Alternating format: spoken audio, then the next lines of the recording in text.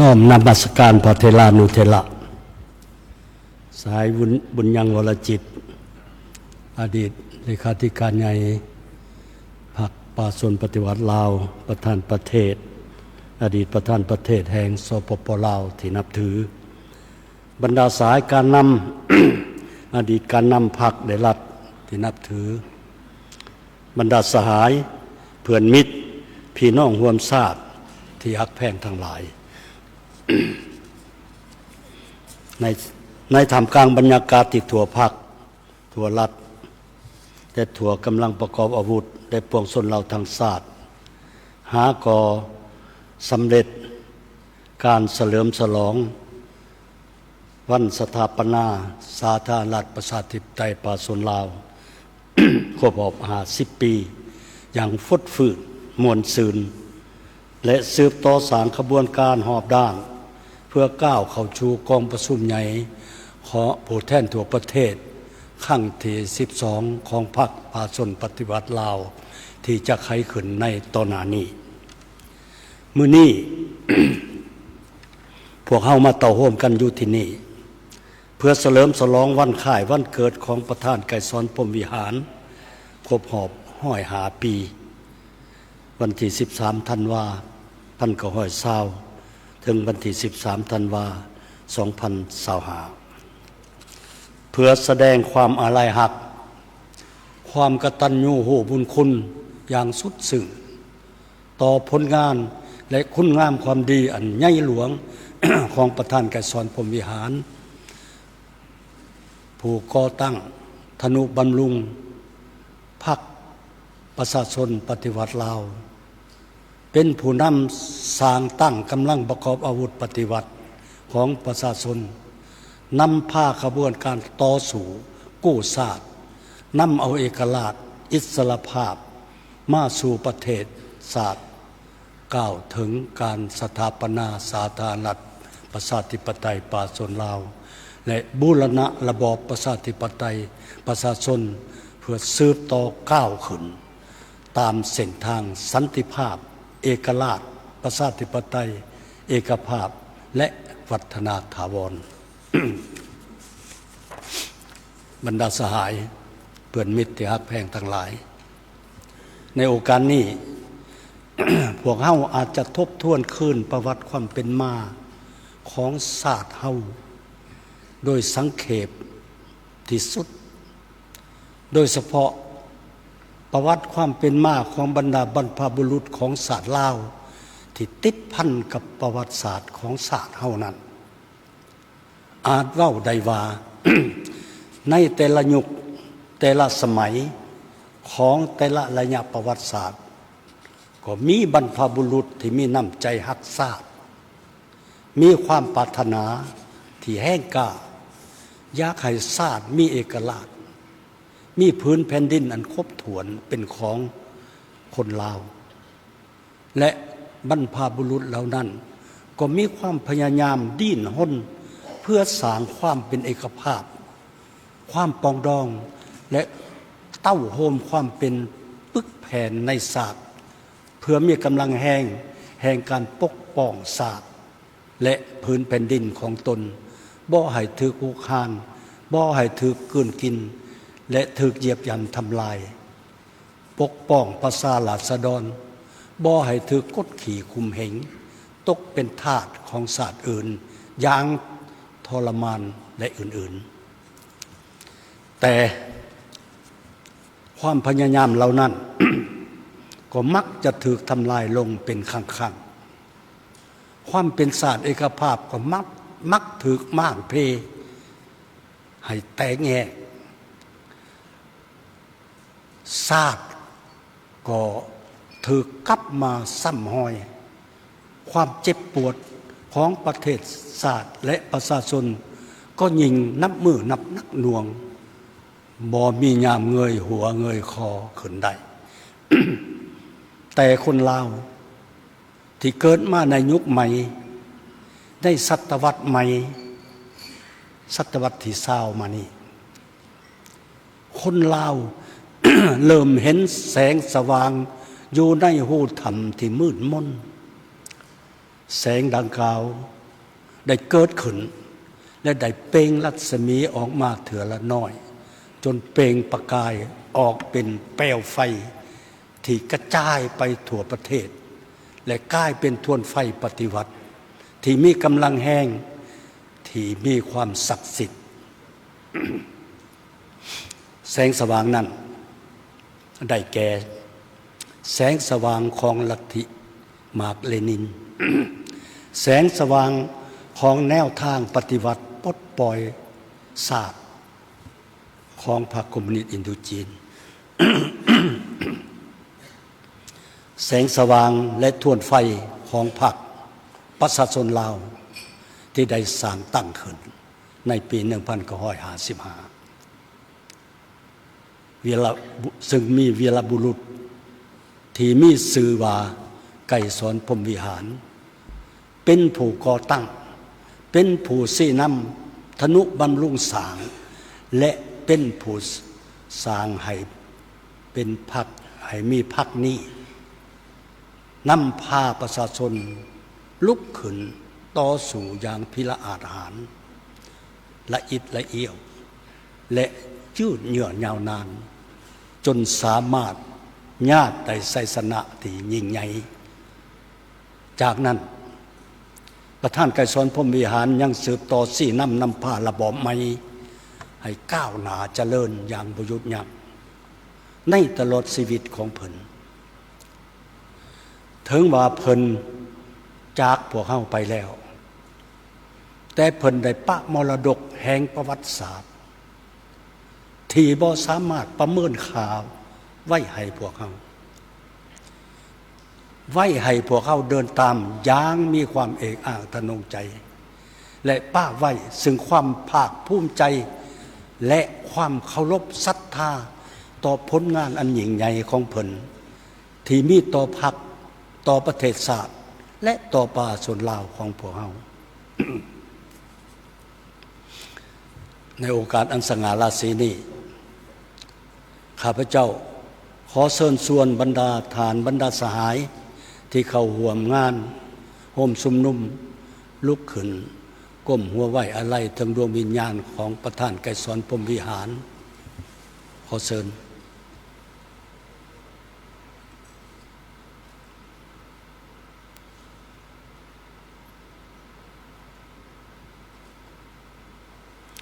พัก เฮียนที่ชุมนุมวีรกรรมอันล้ำเลิศและคุณลักษณะพิเศษเฉพาะของประธานไกรสอนพรหมวิหารได้แสดงออกผ่านบทเขียนบทบันทึก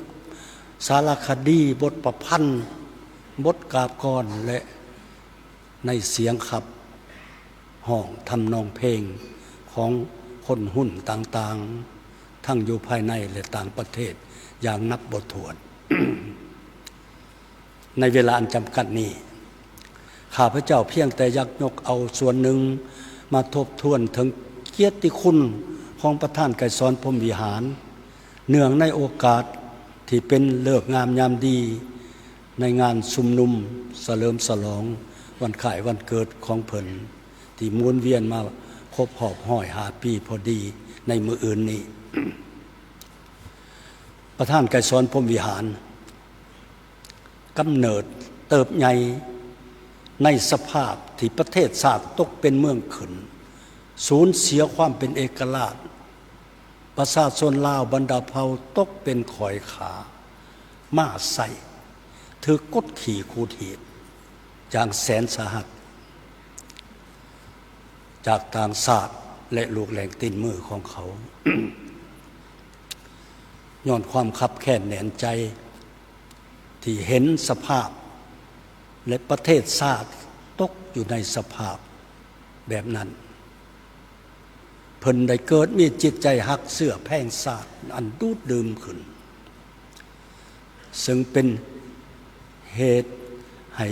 เกิดมีความตื่นตัวทางการเมืองมีเนี่ยความคิดที่อยากซอกหาเส้นทางต่อสู่กู้ศาสตร์ จึงได้ห่วมกับเพื่อนสหายจำนวนหนึ่งเขื่อนไว้ปิดลับและสมัครใจเข้าห่วมขบวนปฏิวัติแต่ตั้งแต่ยังเยาว์วัยภายใต้แสงสว่างของทฤษฎีปฏิวัติก็คือลัทธิมาร์กเลนินที่ประธานโฮจิมินห์ได้นำเข้ามาสู่ดินแดนอินโดจีนได้สร้างตั้งพรรคคอมมิวนิสต์อินโดจีนขึ้นเพื่อนำพาขบวนการต่อสู้ปลดปล่อยชาติของ3ประเทศเวียดนามลาวกัมพูชีนั้นประธานไกรสอนพรหมวิหารได้เริ่มจากการเข้าร่วมในขบวนการเศร้าหนุ่มตะลุมบอนเคลื่อนไหวก่อสร้างหากฐานการเมืองโฆษณาคนขวายประชาชนและสร้างหน่วยแกนสารนำพาของพรรคขึ้นเพื่อสร้างขบวนการปฏิวัติขบวนนี้ได้นับมือนับเติบใหญ่ขยายตัวและได้สร้างตั้งพรรคประชาชนลาวขึ้นที่กลายเป็นหลักแหล่งแกนสารในเวลานั้นเพิ่นได้เอาตัวเจือจานเข้ากับขบวนการต่อสู้กู้ชาติของประชาชนบรรดาเผ่าตั้งแต่ต้นห่วมเป็นห่วมตายกับพนักงานนักรบห่วมทุกข์ห่วมสุขกับประชาชนเพื่อนำพาสร้างขบวนการต่อสู้จนสามารถญาติได้ไสสนะนี้ไปสู่ไสสนะใหม่ใหญ่หลวงขึ้นเป็นก้าวจนถึงปัจจุบันได้ไสสนะสมบูรณ์การปฏิวัติลาวเฮามีความเติบใหญ่ขยายตัวได้คือแนวนั้นย้อนประธานไกรสอนพรหมวิหารได้นำเอาทฤษฎีปฏิวัติสมทบกับขบวนการหักษาต์ของประชาชนลาวบรรดาเผ่าอย่างกลมเกลียวโดยมูลใส่ลักมูลทฤษฎีมาร์กซ์เลนินอย่างประดิษฐ์สางและสอดคล้องกับสภาพจุดพิเศษตัวจริงของประเทศเฮาเอาขบวนการหักษาต์ติดพันกับขบวนการปฏิวัติของโลกนำพาจัดตั้งกองตะลุมบอลประกอบอาวุธปุกลุกขนขวายประชาชนและสร้างได้กำลังประกอบอาวุธที่ติดพันกับการก่อสร้างหากฐานการเมืองและสร้างได้ฐานที่หมั่นปฏิวัติขึ้นอยู่แขวงหัวพันทั้งได้ผสมประสานการเคลื่อนไหวกับกองกำลังประกอบอาวุธและฐานที่หมั่นปฏิวัติแห่งอื่นๆในทั่วประเทศได้นำพาเต้าโฮมกองโฆษณาคนขวายประกอบอาวุธปฏิวัติจากนั้นได้ประกาศสร้างตั้งเป็นกองทัพลาวอิสระขึ้นในวันที่20มังกร1949ซึ่งแม่นวันสร้างตั้งกองทัพประชาชนลาวในปัจจุบันประธานไกรสอนพรหมวิหารได้ร่วมกับบรรดาสหายนักปฏิวัติสร้างตั้งแนวลาวอิสระขึ้นเป็นองค์การสัมพันธภาพแนวโฮมแห่งชาติเป็นครั้งทำอิฐในประวัติศาสตร์กลายเป็นกำลังแห่งปฏิวัติที่เข้มแข็งในขบวนต่อสู่กู้ชาติและนำไปสู่การสร้างตั้งพรรคประชาชนลาวขึ้นในวันที่22มีนาคม1955ซึ่งถือเป็นขีดหมายสำคัญเป็นบาทเลี้ยวประวัติศาสตร์ในการดำเนินการปฏิวัติศาสตร์ประชาธิปไตยอยู่ประเทศเฮาไปสู่สภาพใหม่ประธานไกรสอนพรหมวิหารไปได้ร่วมกับบรรดาผู้นำของพรรคเฮาค้นคว้าวางยุทธศาสตร์การต่อสู้อย่างถูกต้องโดยได้สมทบการต่อสู้โดยหลายรูปการไปพร้อมๆกันอย่างแน่นแฟ้นเป็นต้นการเปิดสนามรบทางด้านการทหารไปพร้อมๆกับการต่อสู้ทางการเมืองทางกฎหมายและทางการทูตก็คือได้นำใส่รูปการทั้งต่อสู้ทั้งเจรจาสร้างความถูกต้องปรองดองศาสตร์โดยการสร้างตั้งรัฐบาลผสมถึง3ครั้งและได้ดำเนินยุทธศาสตร์ยุทโธบายอันนิ่มนวลของแคล่วมีหลักการ กับฝ่ายกงกันขามเหตุให้การปฏิวัติก็คือขบวนการต่อสู้ของกำลังหักษาได้เติมใหญ่ขยายตัวญาติได้ไสสนะเป็นขันมาประธานไกรสอนพรหมวิหารเป็นนักยุทธศาสตร์ที่กำแหนนจุดพิเศษของคนลาวสังคมลาวทั้งหู้สางสภาพการปฏิวัติสภาวะการปฏิวัติให้แก่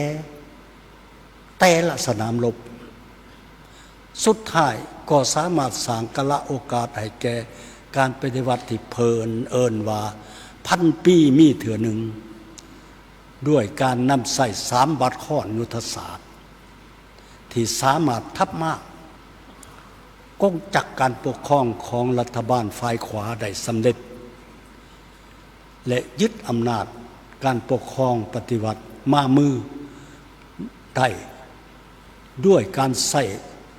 ยุทธศาสตร์แบบบัวบ่ซ้ำนำบ่คุณแต่สามารถจับปลาได้ทั้งหมดสถาปนาสาธารณรัฐประชาธิปไตยประชาชนลาวขึ้นอย่างสง่าผ่าเผยในวันที่2 ธันวาคม 1975อันเป็นการไขสังกัดใหม่สังกัดแห่งเอกราชแห่งชาติอิสรภาพที่แท้จริงให้แก่ประเทศชาติและประชาชนลาวบรรดาเผ่าของพวกเขาภายหลังทราบเฮาที่ตกเป็นเมืองขึ้นเมืองซวยของต่างชาติเป็นเวลาหลายร้อยปีสุดท้ายก็มีวันที่2 ธันวาคมเกิดขึ้นบรรดาสหายเพื่อนมิตรที่ฮักแพงทั้งหลาย การสีนำพาของพรรคภายใต้การนำของประธานไกรสอนพรหมวิหารภายหลังสถาปนาสปป.ลาวนั่นแม้นระยะต้นของการปฏิบัติหน้าที่แห่งการปกปักรักษามรรคผลของการปฏิบัติและหน้าที่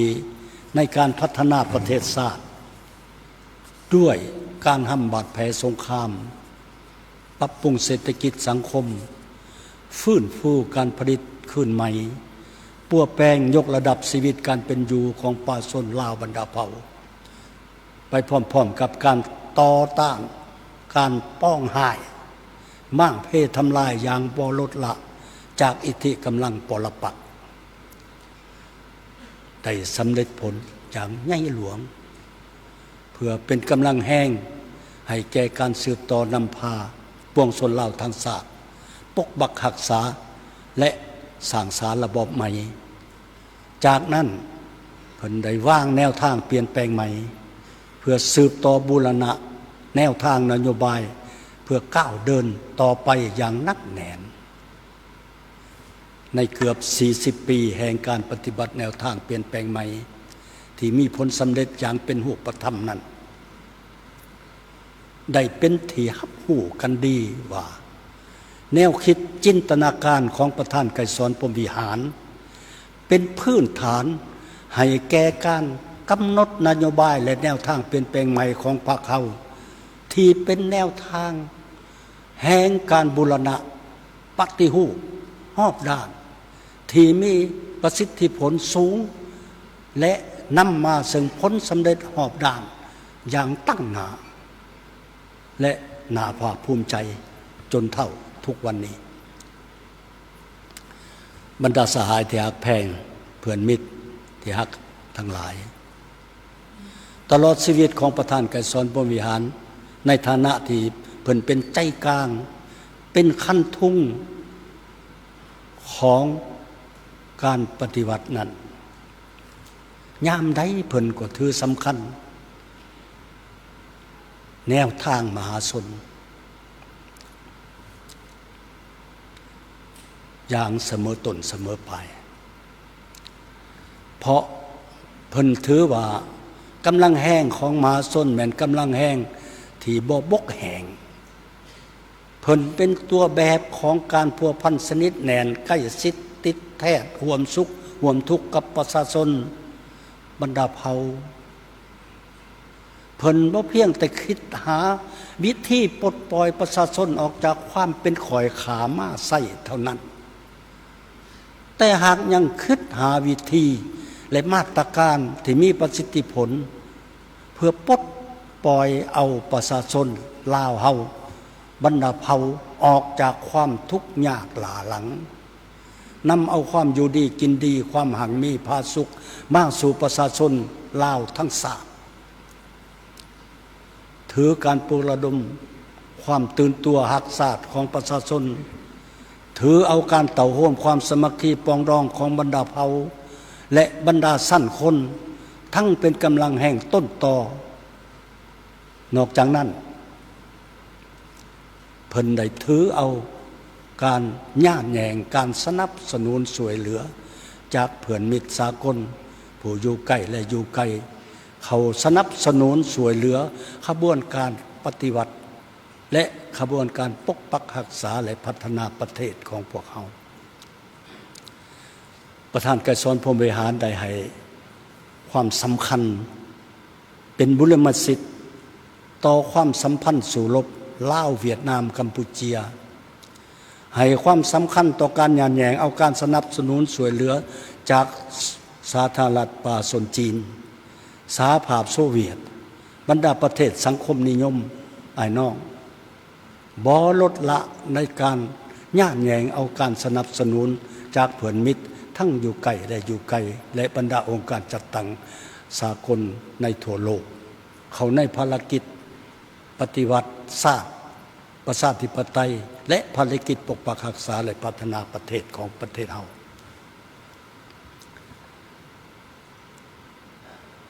ประธานไกรสอนพรหมวิหารได้อุทิศหมดสติปัญญาและเหือแห้งเพื่อภารกิจปฏิวัติเพื่อผลประโยชน์ของประชาชนลาวบรรดาเผ่าด้วยน้ำใจฮักเสื้อแพงศาสตร์อันดูดดื่มมีความสื่อสัตย์บริสุทธิ์เที่ยงธรรมมีความจริงใจต่อการก่อสร้างพนักงานหุ่นสืบทอดดำรงชีวิตแบบง่ายได้ถนอมถ่อมตัวหำเฮียนนำมหาชนมักศึกษาค้นคว้ายกระดับขึ้นไปเรื่อยๆซึ่งเป็นแหวนแยงอันใสแจ้งให้แก่ภาครัฐและประชาชนเฮาอย่างแท้จริงด้วยคุณสมบัติและทัศนะดังกล่าวประธานไกรสอนพรหมวิหารจึงได้รับความเคารพความหักและความเสื่อมั่นอย่างลึกซึ้งจากประชาชนบรรดาเผ่าประธานไกรสอนพรหมวิหารสมแล้วที่เป็นลูกผู้ประเสริฐและเป็นผู้นำที่แสนเคารพหักของปวงชนเราทั้งชาติบรรดาสหายเพื่อนมิตรที่ฮักแพงทั้งหลาย การระลึกถึงคุณงามความดี และสำนึกบุญคุณอันใหญ่หลวงของประธานไกรสอนพรหมวิหารที่พวกเฮากำลังทบทวนเนื่องจากโอกาสวันคล้ายวันเกิดของเพิ่นครบรอบ150 ปีนี้พวกเฮาจงพร้อมกันหำเฮียนเอาคุณสมบัติศีลธรรมปฏิวัติของเพิ่นเพื่อหมุนใส่เขาในการปฏิบัติเวียงงานและการดำรงชีวิตของพวกเฮาแต่ละคนในโอกาสนี้ข้าพเจ้าขอเสนอแลกเปลี่ยนกับผู้เข้าร่วมชุมนุมและท่านผู้ชมผู้ฟังในทั่วประเทศบางคำเห็นจำนวนหนึ่งดังนี้อันที่หนึ่งเพิ่มทวีความสามัคคีเป็นเอกภาพและความเป็นปึกแผ่นของศาสตร์ให้กลายเป็นหินศิลาอันหมั่นแกนให้แก่ก้อนกำลังมหาสามัคคีภายในศาสตร์พักเฮ้าเขื่อนไหวนำพาตามหลักการร่วมศูนย์ประชาธิปไตยนำพาเป็นหมู่คณะมีการแบ่งงานให้บุคคลและการจัดตั้งรับผิดชอบอย่างชัดแจ้ง การปฏิบัตินโยบายตามหลักการนี้ แม่นการ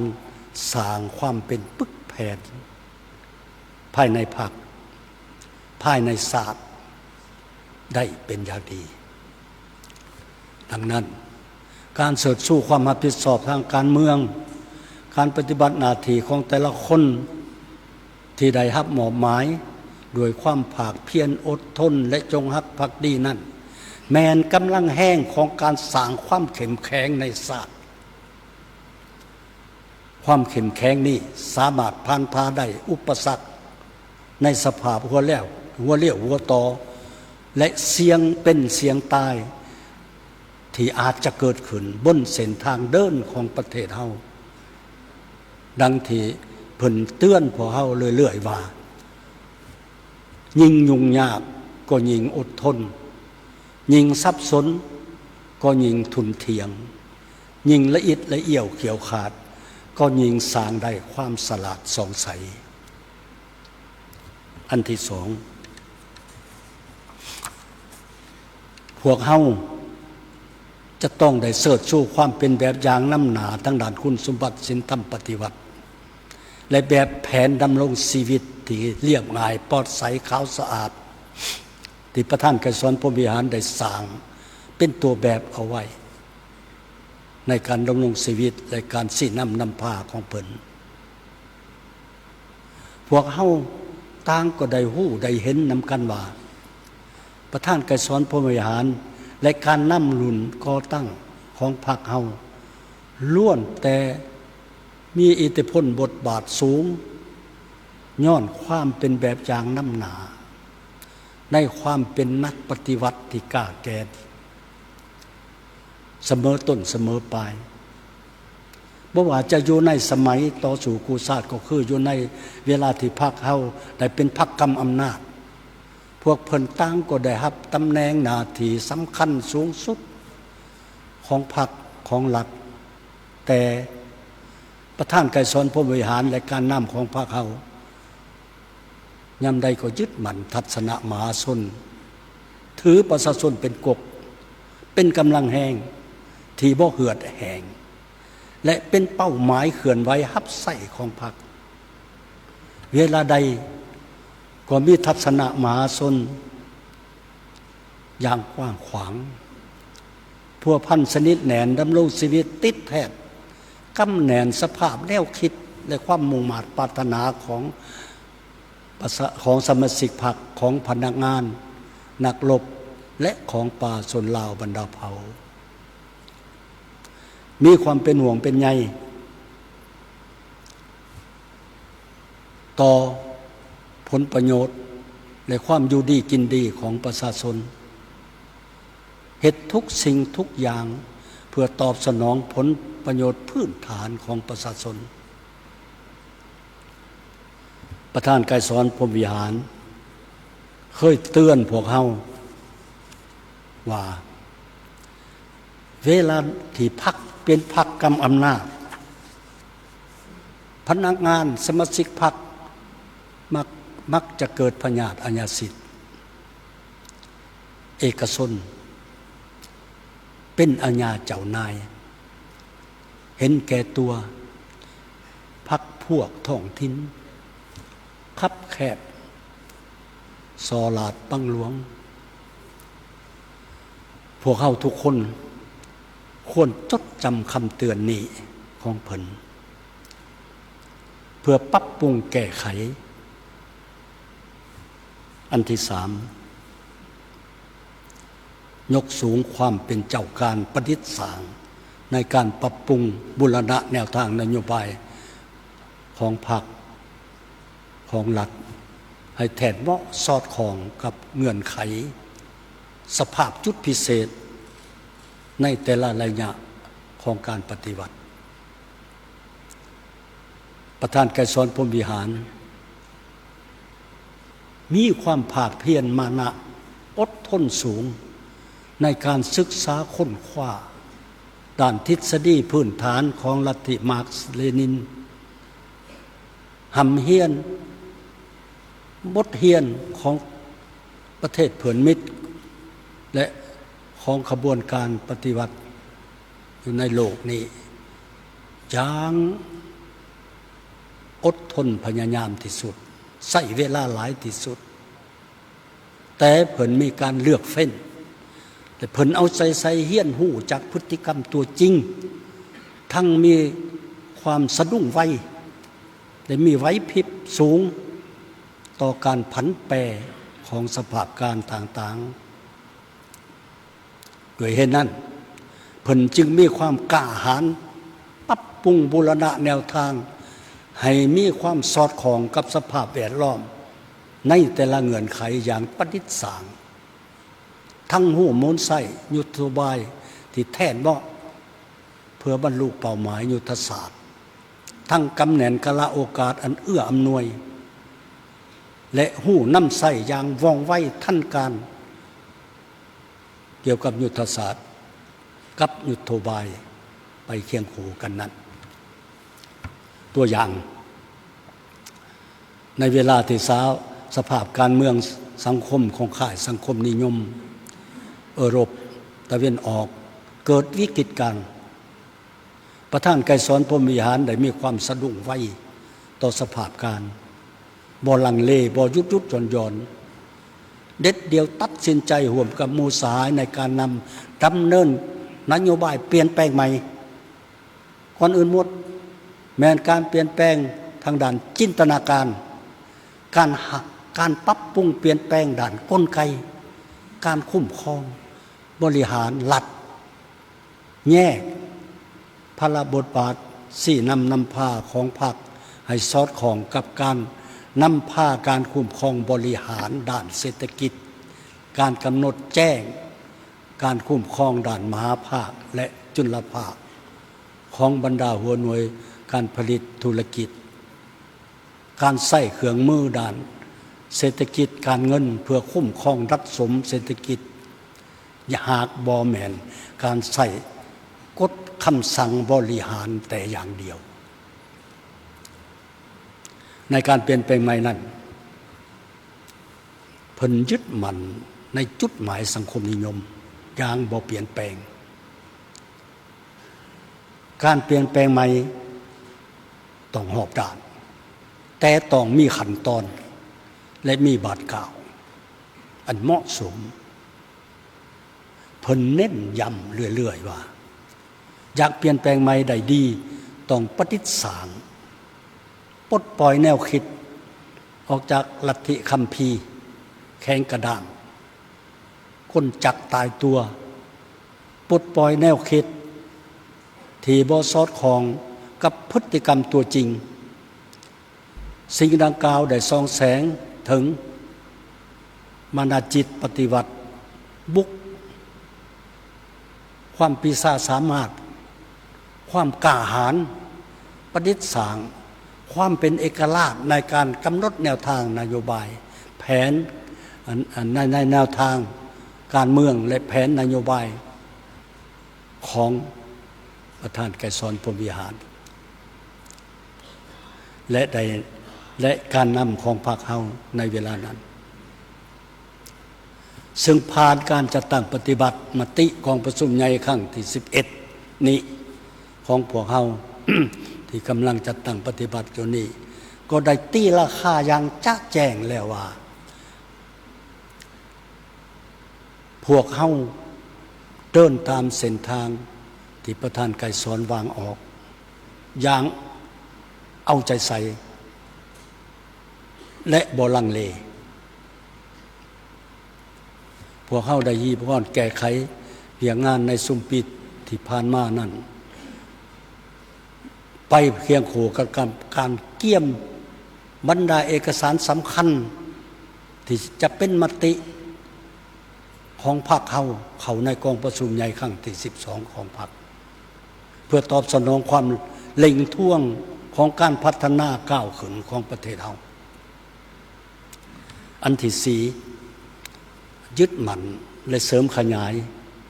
จิตใจศาสตร์เอกราชเป็นเจ้าตนเองพึงตนเองและสร้างความเข้มแข็งโดยตนเองสมทบอย่างแน่นแฟ้นระหว่างลัทธิหักศาสตร์อันแท้จริง กับลัทธิสากลอินทรีพองใสเพื่อเสริมขยายกำลังแห่งภายในศาสตร์สมทบกับกำลังแห่งของยุคสมัยเขาในการพัฒนาประเทศศาสตร์ก้าวขึ้นในสุมปีต่อหน้านี้พวกเฮา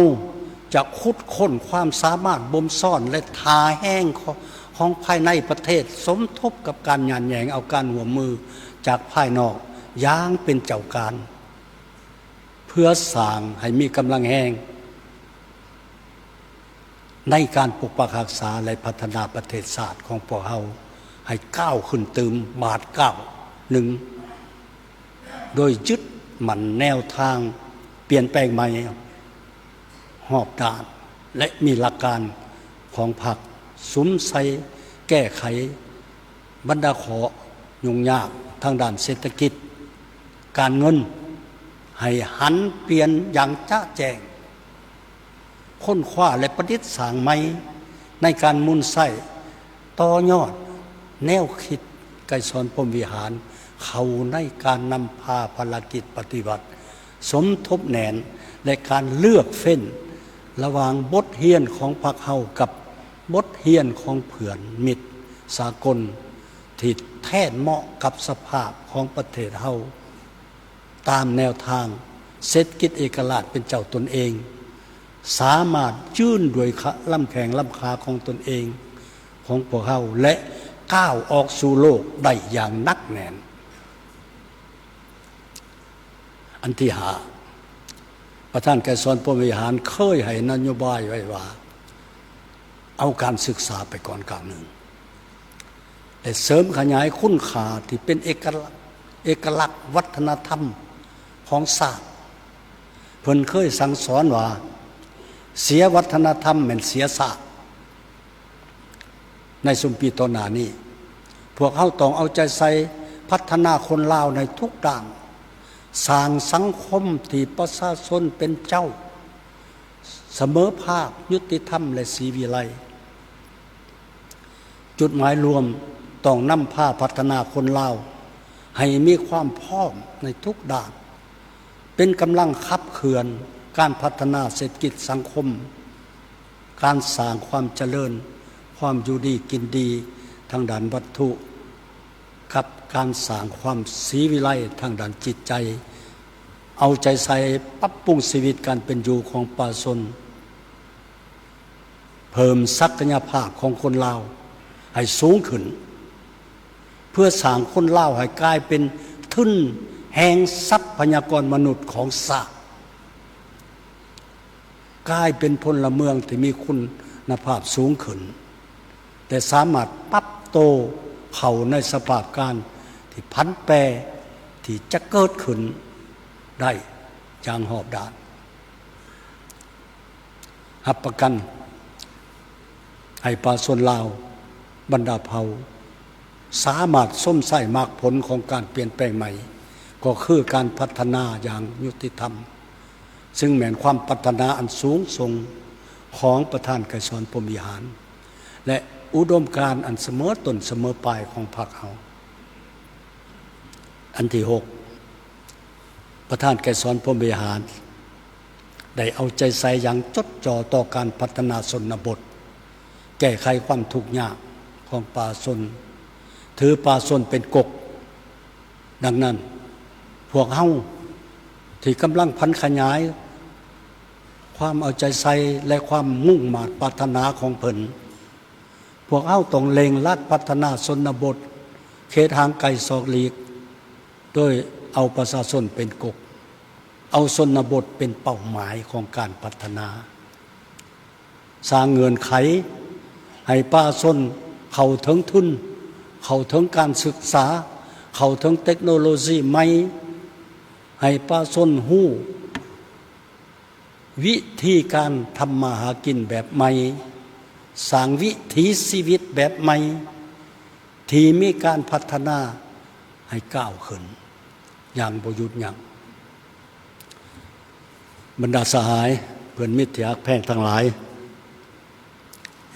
ประธานไกรสอนพรหมวิหารได้สร้างคุณงามความดีอันใหญ่หลวงให้แก่พรรคและแก่ชาติเฮา อุดมการณ์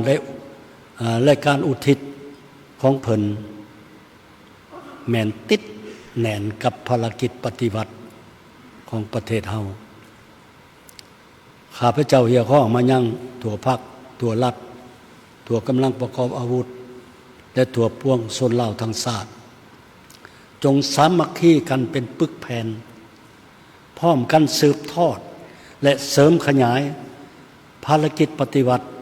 ของประธานไกรสอนพรหมวิหารผู้นำที่แสนเคารพรักของพวกเฮาให้เข้าสู่ชีวิตตัวจริงวันเวลาได้ผ่านพ้นไปภารกิจปฏิวัติของพรรคเฮาก็คือแนวทางเปลี่ยนแปลงใหม่ที่ประธานไกรสอนพรหมวิหารได้ริเริ่มและได้นำพาแต่ต้นนั้นได้นำการเปลี่ยนแปลงใหม่อย่างลึกซึ้งรอบด้านและนับเข้าสู่ล่วงลึกประเทศชาติได้รับการพัฒนาอย่างบ่หยุดยั้งในจุดเวลาคือแนวนี้พวกเฮาหญิงมีความซาบซึ้งใจในพลากรรมอันล้ำเลิศของประธานไกรสอนพรหมวิหารที่ได้ปะไว้ให้ปวงชนลาวของพวกเฮาประเทศชาติของพวกเฮาจะเด็ดเดี่ยวเหนียวแน่นสืบต่อเป็นกำลังแห่งเพื่อพัฒนาต่อไปประธานไกรสอนพรหมวิหารสมแล้วที่เป็นวีรบุรุษของชาติที่ยิ่งใหญ่เป็นนักปฏิวัติที่องอาจกล้าแกน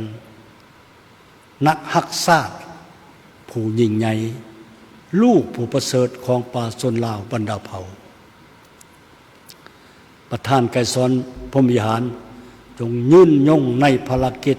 ของพรรคและจะประทับอยู่ในดวงใจของป่าชนลาวเฮาตลอดไปขอขอบใจ